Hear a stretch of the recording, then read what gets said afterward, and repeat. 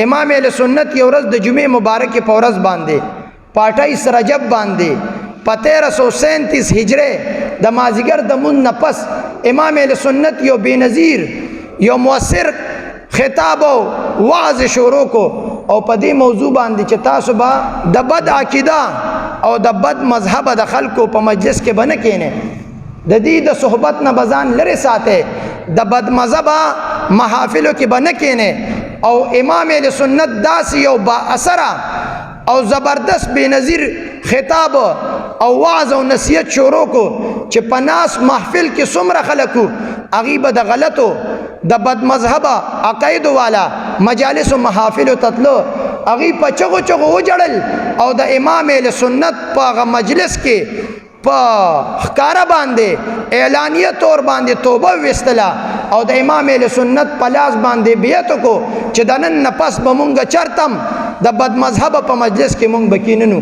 رب ذوالجلال ورته په کلام کې په زبان کې په واعظ کې په نصیحت کې دومره اثر اخیو چې دغه خلکو به د امام اهل سنت په دربار کې توبه هم ویستله استغفار به هم ویل چې بیا دپاره به مونږ د بد مذهبه په مجلس او محفل کې به نه کینو او کله کله به چې امام اهل سنت واعظ او نصیحت په دې موضوع کولو چې د مؤمن مسلمان پہچان او علامت دا دی چې دوی به لوی لوی ګیرې پرېږدي بریتونه به وړئ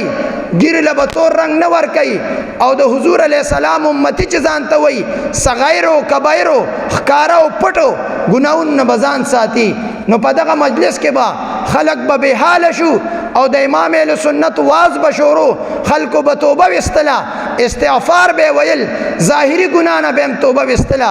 باطني ګناه نه به هم توبه ویستله دغه رنګه امام اهل سنت بیان شروع کړی دی په یو موقع باندې